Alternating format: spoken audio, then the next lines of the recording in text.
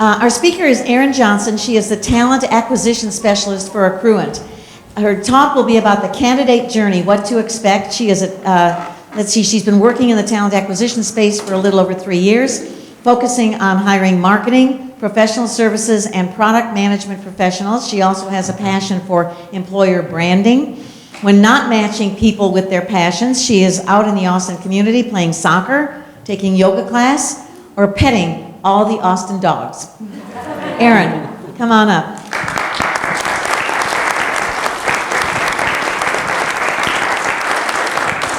All right, good morning. Well, thanks for coming out. I appreciate it. So, I'm going to talk a little bit about the candidate journey. This may be specific to Accruent, which is the company I work for. I'll tell you a little bit about what we do. But going to try to keep it as generic as possible for what the candidate journey will look like at any company that you may be interviewing for. So to get started, a little bit about me. Again, my name is Erin Johnson. I'm a talent acquisition specialist at Accruent. We are a tech company located in the Domain. We help our customers manage their physical resources. So we're a real estate facilities asset management company. We have positions throughout the entire company, anything in project management, which we will go over, finance, accounting, anything technical within marketing, leadership as well, you name it, I can find that right position for you. So again, been in the talent acquisition space for about 3 years now. I started off at WellSky, formerly known as Kinzer Software, did a couple of recruiting and HR internships there, really found what I wanted to do and my passion. So very fortunate to know what I have a passion for and what I want to do in my career very early on. And then once I graduated, I moved into a recruiting assistant position at Texas Physical Therapy Specialist, so very different from WellSky, which is a tech company, moving into healthcare. So it was a shift, moving from hiring sales and technical support specialists to hiring physical therapists, front desk care coordinators, and ultimately knew I wanted to get back into the tech space. So from about a year and a half, I decided that, hey, I'm going to put my application out there and start my own candidate journey. And it took me a year of interviewing to find my position at Accruent. So I understand that in the Austin area, it is extremely competitive, and it's going to take some time for you to find that right position. Luckily for me, since I was employed, I was picky on where I put my applications, the time that I chose to go out to the companies to interview for. And ultimately ended up at Accruent. So I've been with Accruent for a little over a year now, started in an associate recruiter role, moved into my talent acquisition specialist role where I focus on our marketing and product management roles. I also work in our professional services team as well, working on consultants and project managers. So I will be here afterwards if you want to stop by and we can chat through some of those. But just to let you know what my candidate journey looked like when I was looking for a job. So I had 8 different phone interviews, 4 hiring manager phone interviews, 3 team interviews, and ultimately 1 offer with Accruent. So there were times where I knew that it just wasn't the right role for me and told the recruiter up front, hey, I appreciate you taking your time, but it's just not going to be the right fit for both of us. Had a couple opportunities that ultimately didn't work out for me. It's the name of the game, but very happy with where I ended up. So for the presentation today, we're going to walk through the candidate journey. So we're going to talk about the application, the phone interview with the recruiter, phone interview with the hiring manager, what to expect when you come on site for team interviews, and then ultimately how to get that offer. So this is going to be a very interactive presentation. This is not going to work if we don't ask questions and we talk to each other, make this more of a conversation. So please feel free to stop me at any time if you have questions along the way, anything specific to where you are in your journey. So before we get started with the application phase, would like to see where people are having the most trouble. Is it getting your application in and getting through the applicant tracking system or through the recruiters? Is it really getting past the hiring manager and getting on site? Where are your troubles coming from? Yeah. Getting a call back at all. It's like, in the 3 years, I've had two interviews that took me all the way through the team stuff and just shy of the offer. Wow. So each interview I had, I made it through that path, but I only had two. Okay. Anyone else? Some of the questions, for instance, your salary base, what you're wanting, what you're,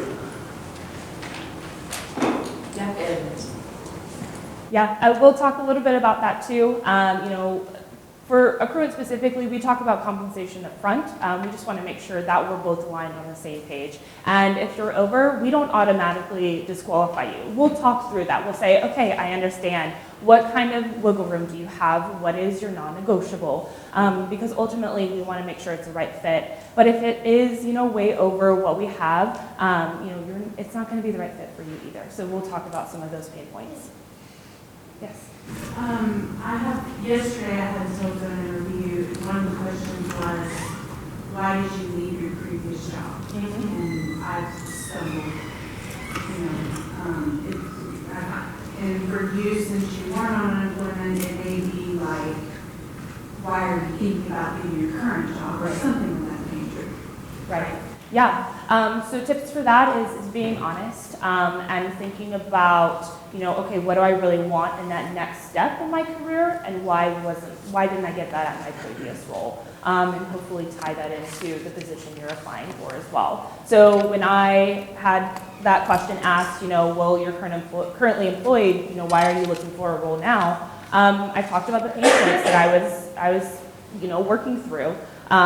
Just not the space that I wanted to be in, not the growth opportunities weren't available there. I've had the conversations with my manager and just ultimately we're not able to get to the place where I want to be in my career.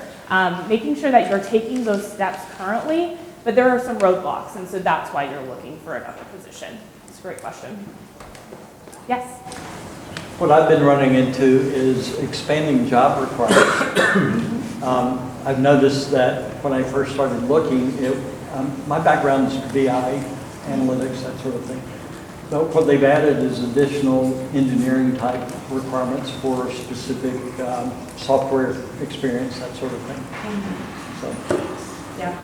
And that may mean, getting another certification, taking other courses. So are those that are added on to the job description initially, or added on when you start interviewing and things start to pop up? I'm just saying the requirements have changed. I've been watching this over 2 years. I've only been out for a few months, but been watching it, and it's dramatically changed in that space.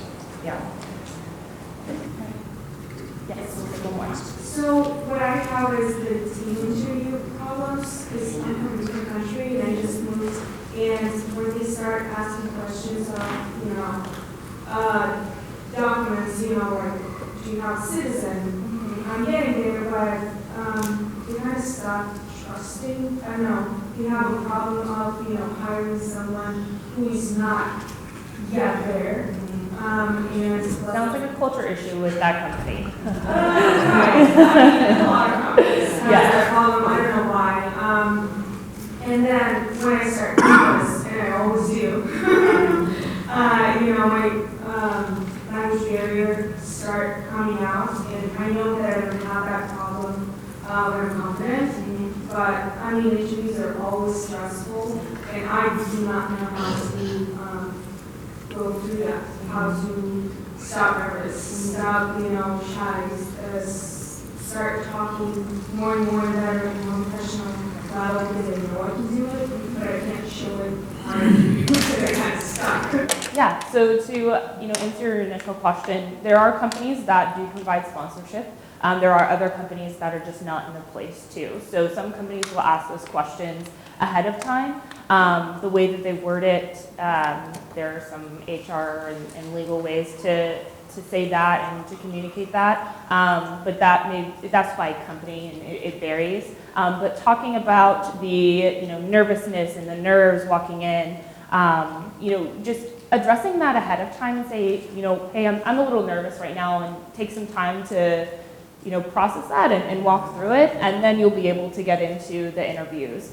At Accruent, we interview in a behavioral style, so we're looking for specific experiences from your past roles that we can pull from to see how are you going to work in that next position. So having those prepared and that preparation piece is going to build that confidence for you. You are the subject matter expert in your experience. You know what you've done, you know more than they do. So just think about that when you go into the interview, and hopefully that will help with your confidence as well. You're welcome. I'd like to offer a suggestion. Highly recommend Toastmasters. That will get you past Toastmasters. Toastmasters, which is after this, we use that in our talent acquisition team as well. We hold monthly meetings.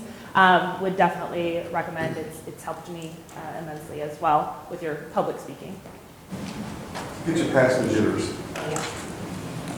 All right, so moving on to the application phase. So I have come up with a fake resume. So I'm going to give you some tips and tricks from the recruiter perspective on what we're looking for and best ways to get your resume past, if it's the applicant tracking system or past the recruiter. Thankfully, at Accruent, your resume is seen by a real person. It's not processed through those applicant tracking systems and those bots and whatnot. Those larger companies have to use those because they get so many resumes in. So I understand that, but I look at every resume that comes through for one of our open jobs. So starting off, please include your contact information. So your number, your email address as well. We want to get in contact with you if we like your resume. Hyperlink your LinkedIn. So if you have a LinkedIn, if you have a GitHub, a portfolio, a website, anything else that speaks to your experience, add that to your resume as well. The hyperlink just helps with getting easy access, to click and go. These days, the tendency is to leave off your physical address. Do you want it on? It's on that one. So, preference. As a recruiter, we're not going to focus on that or look at that because that shouldn't be, it's not part of the job, where you live. It's not in the job description. So, you can leave it off, you can leave it on. It's really up to you. I'm told for security reasons to not put my residence status on my resume, especially if, it's going to be uploaded to Indeed or uploaded through the application process, but just to put all my tests basically that.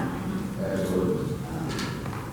And I think it's possible that hiring managers may eliminate you based on that. They may look at your address and check it out and say, oh, that's going to be a really long commute, so should we possibly be interested in this? Or you're trying to change my bad neighborhood and go, oh, what's wrong with you? They don't think of gentrification. Yeah. That unconscious bias definitely plays a piece in that. Unconscious. Looking at buzzwords, so we'll talk a little bit about this on the next slide, looking at a specific job description. So you want to tailor your resume to the job you're applying for. So looking at those buzzwords on the job description and applying those into your resume, because for some of those bots, they're going to be looking for those, and if you don't have them, you're going to be automatically disqualified.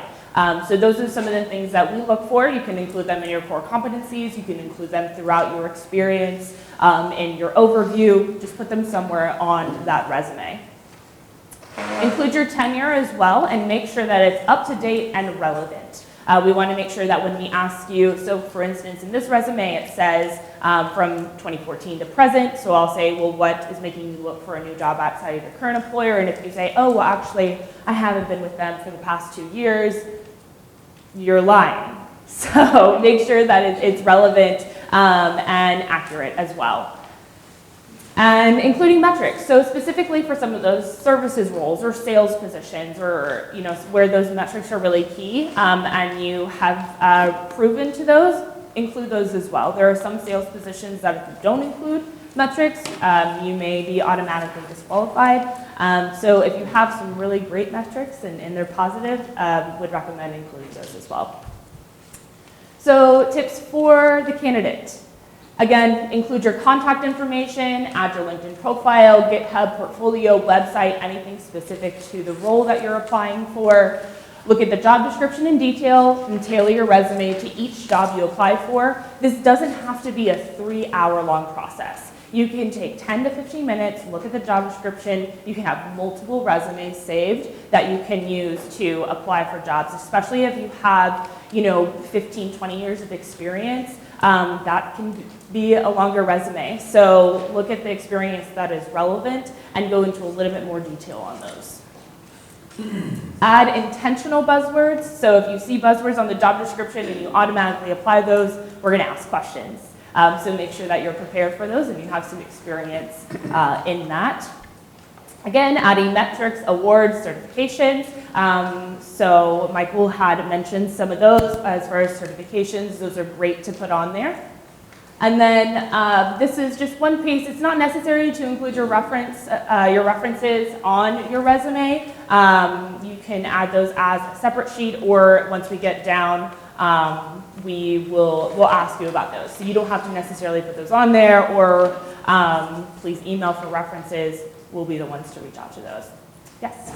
One of the things Kathy mentioned in the new folks talk is the T chart.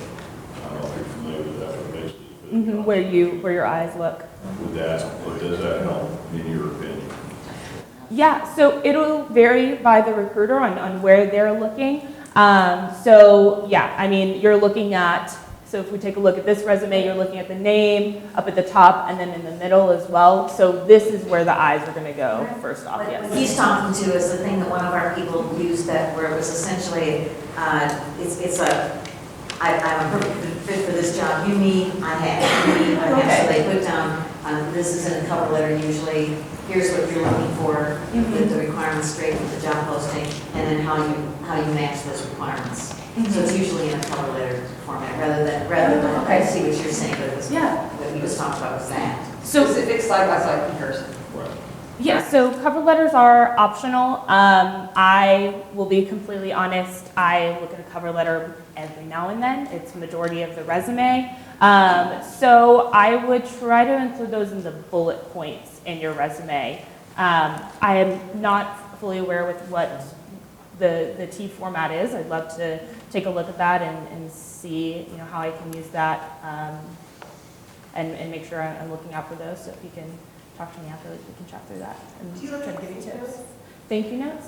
Yes, yeah, so thank you emails. If you talk to me, I appreciate them. If you talk to a hiring manager, I forward them on. If you write a physical note, those are great. That's where I put my T, is in a thank you. I do a T and a thank you note. Well, this one is trying to get back to yes, it is that. To get you, I do it, usually she said I usually do this for her. That's the only way I do it, yeah.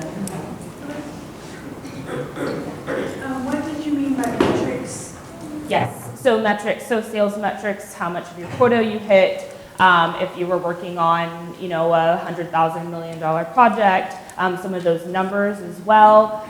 So thinking about it, really sales comes to mind for some of those metrics. So as like a former payroll processor for a large agency, is there a specific metric for that?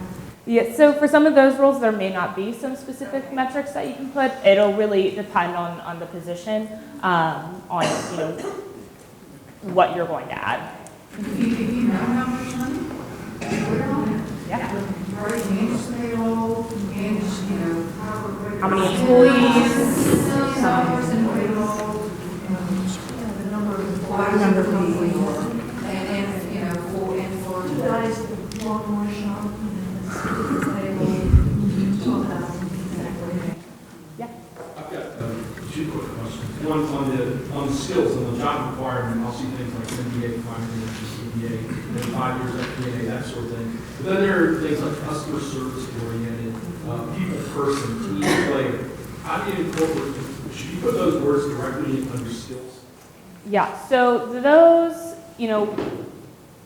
not necessarily what we're going to be targeting. So on the next slide, we'll go through a job description where we're looking at kind of the top 5 roles and responsibilities. That's what a recruiter is going to focus on. But for some of those customer-centric, can you work on a team? Having some specific experiences and examples from your previous roles and having those prepared, because those questions will come up either in your conversation with the recruiter, definitely in the team interview stage as well.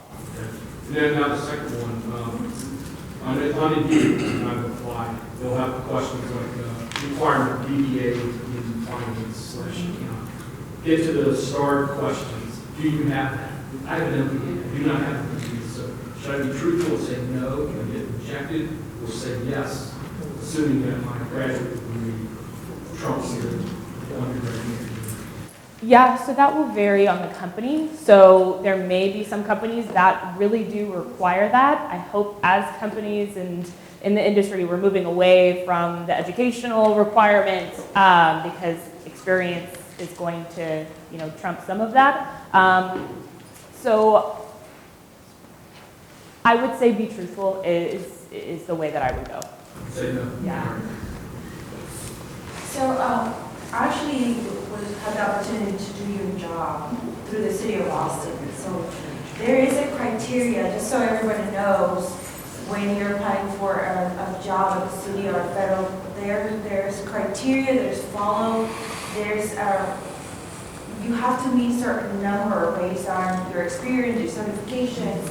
I'm not sure how you handle this, but I had in the recruitment of at least 6 technical support specialists that were working there, and I realized that they have a scale, they have a certain numbers. Is that the case in your company?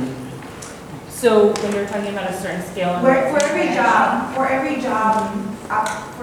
position you have, there's a metric that is used, and immediately you have to have certain certifications or jobs of experience, CD or licenses, based on that plus years of experience, references. So we come up with a number. Are they taking the job description and then matching against a They resume, have- and you have to have For certain- every job position, there's some basic numbers that need to be met, and based on that, it's like how they select.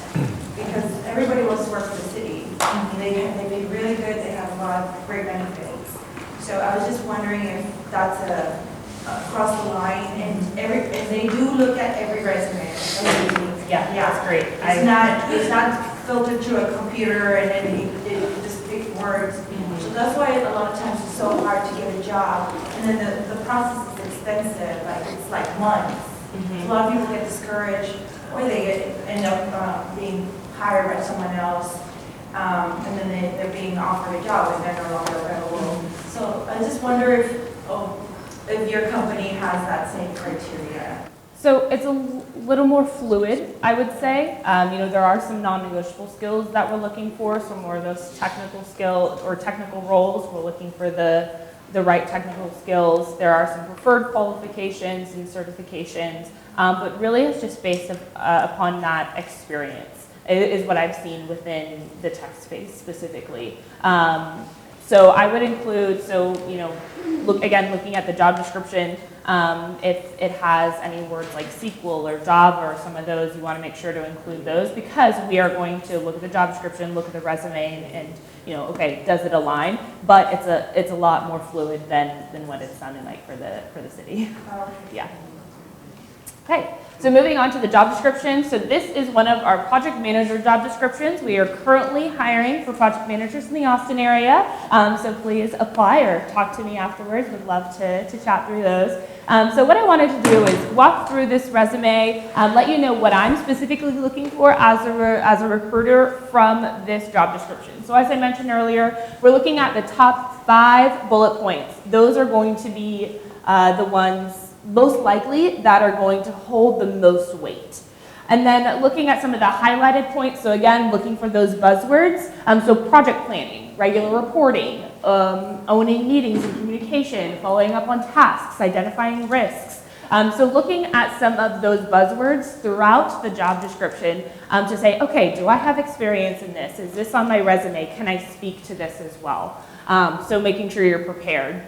Looking at 3+ years project management experience, so the experience level. If you have less than that, go ahead and apply, because maybe they have another role that maybe requires less experience. Maybe the hiring manager is a little loose on the exact years of experience. Don't let that hold you back.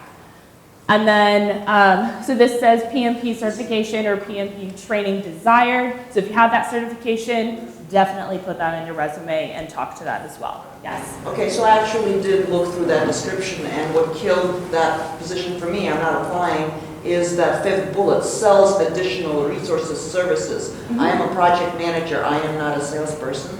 If I wanted to be a salesperson, I'd go into that field. So that 5th bullet killed that job description for me. I'm going to send it to somebody else. Okay. Because these are two completely separate jobs. No, they're not. And that's something, so, that's just one of the bullets on here. So I would say apply, and then if you get the job and you talk to the recruiter, you can say, hey, I saw in the job description it mentioned selling additional resources and services to clients. Is this a sales position or a project management role? Can I get some further clarification? Role, or do you mix and match them? Because I've had all three. It's project managers are going to vary within companies. So because there's IT project management, there's professional services project management, there's enterprise project management as well. So ask those questions before immediately disqualifying yourself. Yes. So as I've looked at your website, and you are providing these services, I'm kind of seeing this as a consultant role as much as anything else, where when you're on site or working with the company, as you should do in that type of role, would be to look for other opportunities. Is that what they're referring to here as far as sales? Looking to cross-sell, looking at what our product suite is and how we can add on to the current product that we have. Okay. Yeah. Because in the past, I've actually run a division of consulting, fairly large consulting company here, and we were doing IT outsourcing, and that was considered a standard part. As a consultant, your job was there to help build the company, although you weren't neglecting your technical duties. You're always supposed to be looking for opportunities as you would in any other situations. Where I was reading your website, your roles. Yeah, so I see that with one of the requirements is a bachelor's degree required. So for people who have a lot of experience who doesn't have a bachelor's degree, should we apply, or should I just not even try these? Yeah. So if it's not a question in Indeed where it says, yes or no, if it's just on the job description, I would go ahead and apply. That's not one of the questions that I ask when I'm talking to candidates is, oh, do you have a bachelor's degree? Again, I feel like we're moving towards, moving away from that educational requirement. So yeah, if you don't have that degree, if you don't have, a bachelor's or a master's and it says required, I would apply. If you do, that's great, highlight that. But yeah, I don't think that would automatically disqualify you. Any other questions regarding the job description? Yes. Lots of jobs these days have a minimal sort of amount of experience, so you have 3+ years, and we have some people with 20 years. So if they have adjusted their resume, maybe only going back 10 years, to show that to indicate that they have less experience than they actually have. Is that a problem with you guys? If you truncated your work history to that extent? If they come in, do you consider somebody with extensive experience to be overqualified for that job? So talking from my experience specifically, no. So there will be times where you have 20+ years of experience and you don't want a senior level role. You don't want to manage people. You don't want that high level position. You want that project management. You want to get back into back into it. And I understand that, and I will dive into that within the recruiter phone screen as well. So yeah, you know, you can say, if you have 20 years experience, you can say 10 plus years of experience, because that's still true. You can say 5 plus years of experience, that's still true.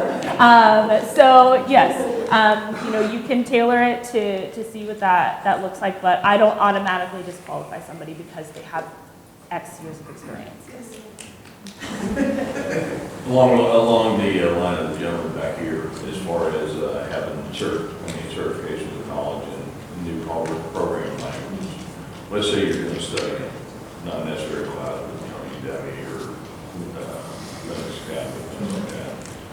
How do you put that on your resume? If you have previous experience in programming, a language is not being sought out.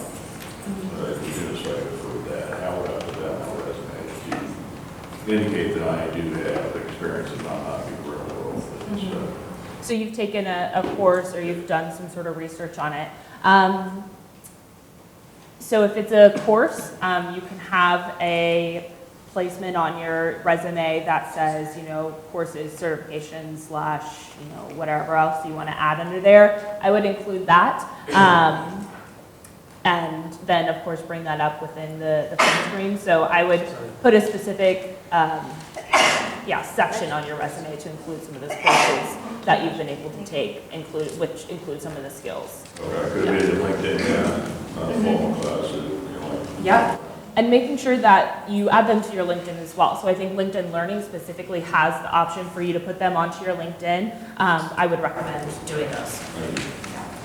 Okay, great. Moving on to a phone interview with the recruiter. So from the recruiter perspective, this is what I am looking for. So are you a fit for the company?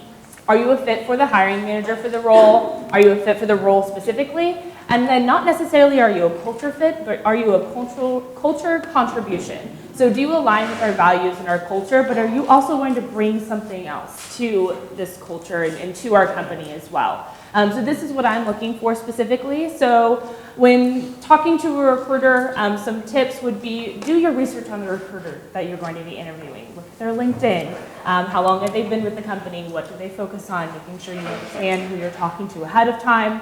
Ask questions surrounding the role, but try not to get too detailed. Save some for the next round. If you do want to know some additional details about the role, of course, go ahead and ask them. But there may be times where the recruiter will say, this is a great question. Unfortunately, I don't have all the answers. The hiring manager will be able to go a little bit more in detail.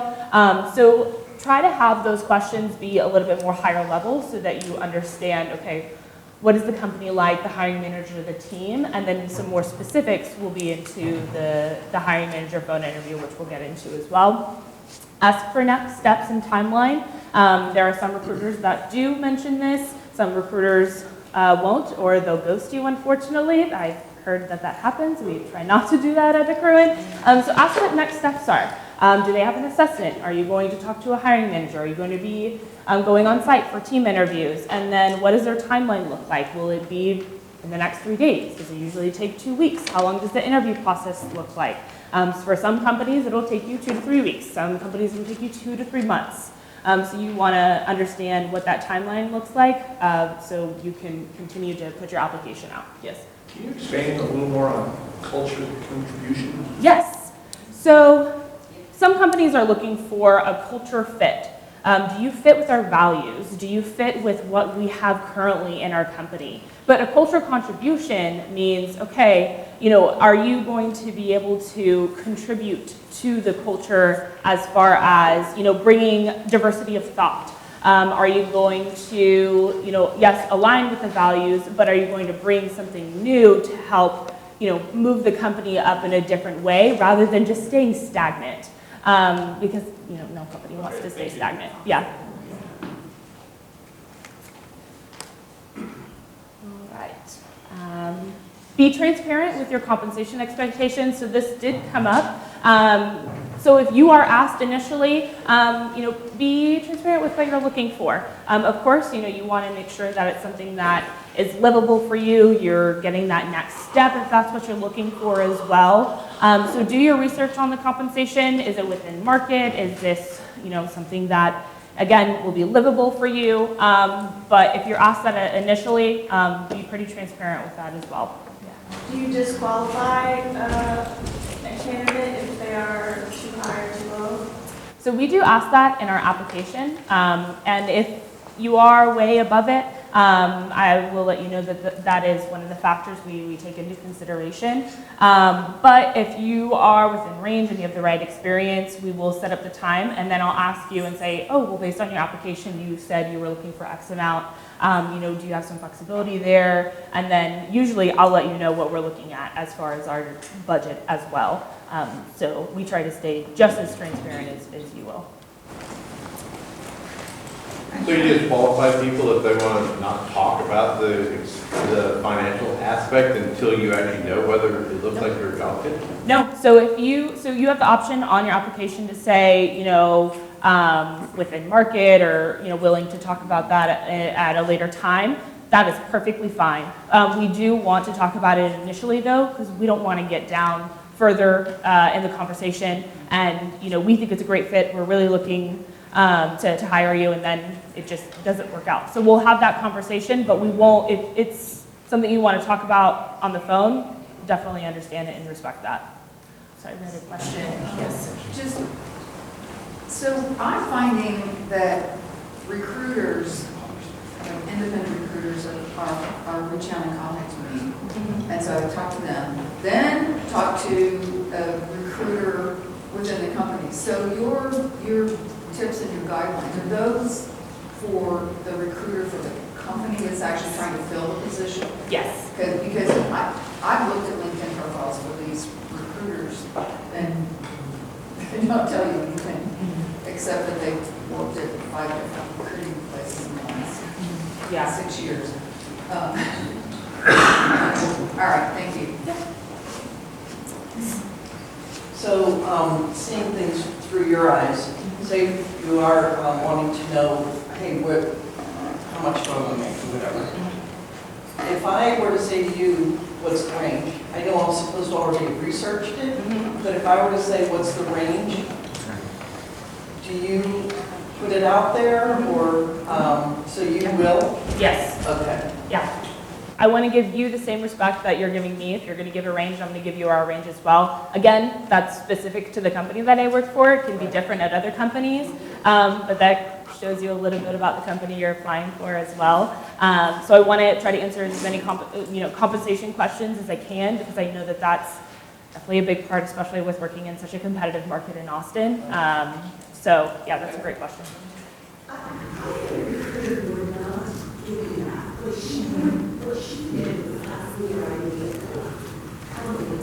It's a new legal law that you are not allowed to ask what their current compensation is.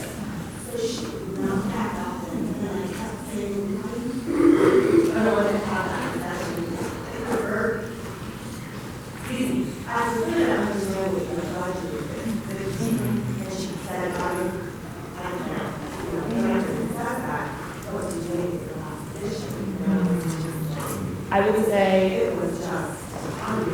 yeah. I would say, I appreciate where you're coming from. At this time, I'm not comfortable letting you know what my current compensation is. This is what I'm looking for as far as my next step. If she keeps pushing, then push back the same way she did and say, I'm just not comfortable giving you that information. So it is illegal then? As a company, we have moved forward in that because we were recently acquired by Fortive, and that's, the way that we're moving towards, which I think and hope all companies are going for, because it's not a good basis, because you could have had a totally different position than the one you're applying for. Or it could have been a position that you were just in transition and you took that because you've been looking, but it's not anywhere near what you were used to making. And then I feel like you get stuck on there, and then when the job offer comes, that's why I've asked. I kind of bypassed a couple of recruiting companies. They're great and all, but they didn't thoroughly research the company that I went to work for. First of all, their integrity, their stability, and their financial stability. Do they have an accounting department? Do they have a payroll department? I thought they researched those, and then when you go into it, finding out things are upside down. And as a seasoned person, I can see the writing on the wall. So, you know, not trying to make waves, I probably should have never accepted that because now it shows a stint of 5 months. Had I known that, I would have passed it. You see what I mean? Once you get in there, and I think that's great. I've heard great things about it from it, so definitely we'll be talking to you afterwards. Thank you. Question? So if you're in there and you ask, what's our range, and we ask, can you tell me what the range you're looking at? And you tell us, and we go, yeah, and what's within that? Can we leave it at that point? Yep. That's a great way to do that. Great way, yeah, because then, you know, all right, so I'm gonna take my recruiter hat off, put my candidate hat on. I don't want to, you know, just put myself into a bucket and not be able to move around, you know? So yeah, from a candidate perspective, I never gave what I was really looking for, and if what I was looking for, I added about 5 to 10K to that.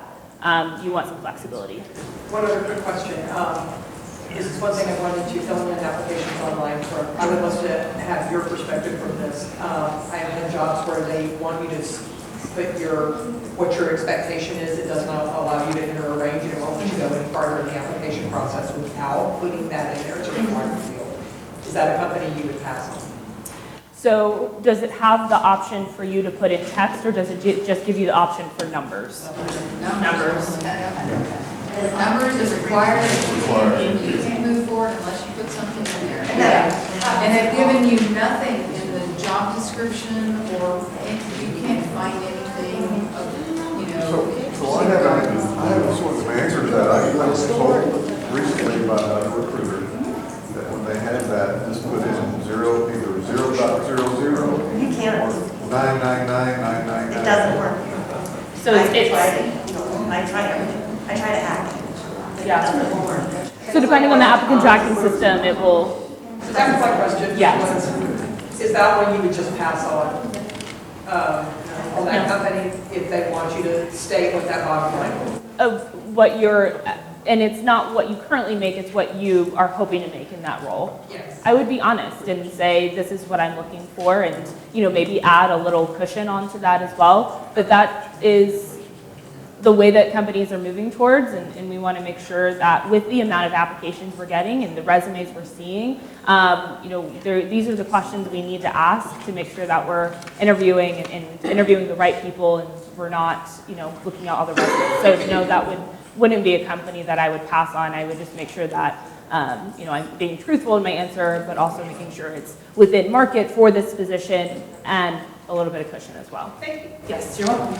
Yeah. So one of the things that I learned through the process when I was actually reviewing applicants was there is I believe I think it's a national book the library prints on job specific, like your job specialization. There's a criteria of that's your salary range.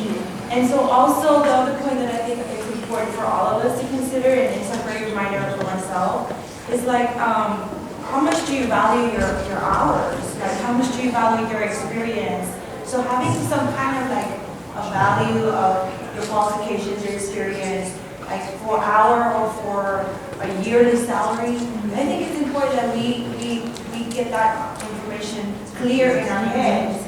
That way when they ask us this type of questions, and the computer systems are set up to enter some amount.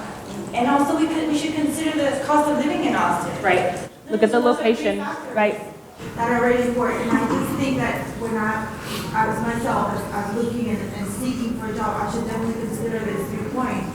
Because the resources are there, technical jobs, specialized with degrees or not, but also years of experience should be considered. Absolutely. Glassdoor does a really good job at looking at that. Are you okay with that, let's move on? Yeah. Yes. Just because of time constraints, if we can keep the questions down and let's see the rest of her presentation, and then maybe there'll be more time for questions at the end. Yeah. And that's totally fine. Okay, just one more thing, and I'm going to share this with you because someone. Well, that was from Job Club about a month ago. Okay, just payscale.com as a resource for looking for salaries. That was just shared with me. Thank you. There's also salary.com. Did you say that? There are lots of different ones, and they're in your handbook under salary negotiation. So know the job and company you're interviewing with, and then don't apply to 5 jobs at the same company, because that's going to make you look like you don't know what you want to do in that next role. I know you're looking for a position and you're open as well, but it doesn't put you in the right light, to be completely honest. So apply for the 1 or the 2 that your skills fit with most and what you're passionate about, and then hopefully you'll be able to make it into that next round. If you do, then you can ask about additional opportunities. You can talk about the growth opportunity. If they have any suggestion on what other roles may be a fit. There have definitely been opportunities where someone has applied for a role, they just weren't a fit for that position, but we had another open role that they fit better. And so again, that goes into knowing the company and the job you're interviewing with. One of my biggest pet peeves is a candidate asked me, what was this position again? What does your company do? I'm sorry, accruant, Accenture? I get that a lot too. So do your research, make sure you're prepared. Okay, great. Moving on to your phone interview with the hiring manager. So from a recruiter perspective, there's not really much here. We liked you enough to pass you along, so great job so far. From the hiring manager perspective, what they're looking for is, are you a fit for the team?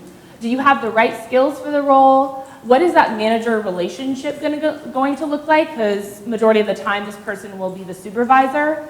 And then what does the growth opportunity look like? Are they a good fit for this position? How long are they going to stay in this role? Can I see them moving up in the company and really being a contribution within the team, within the department, within the company?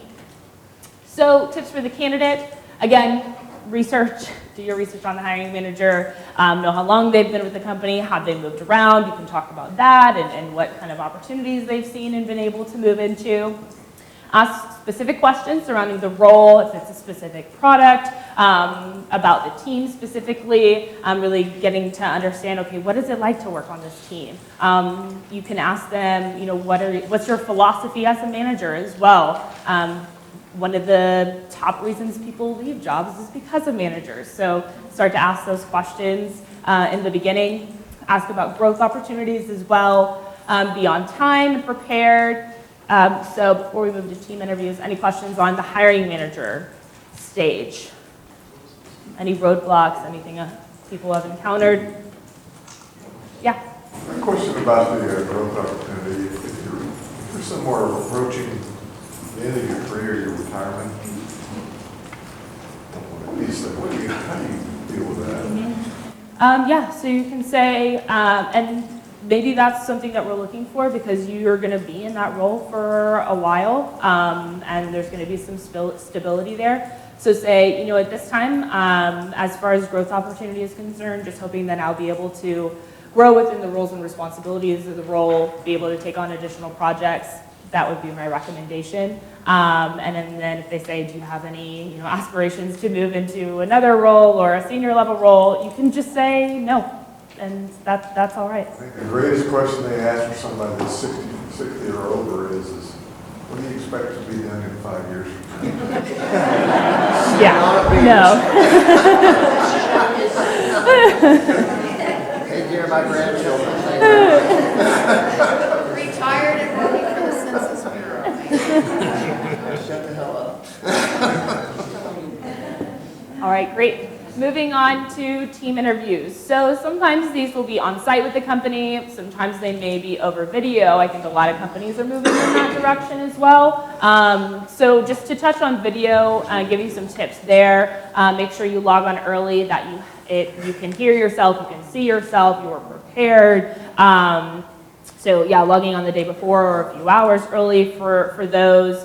And maintaining eye contact. You don't have anything in the background. Maybe your dogs are outside. Yeah. Just again, preparation is really key in those.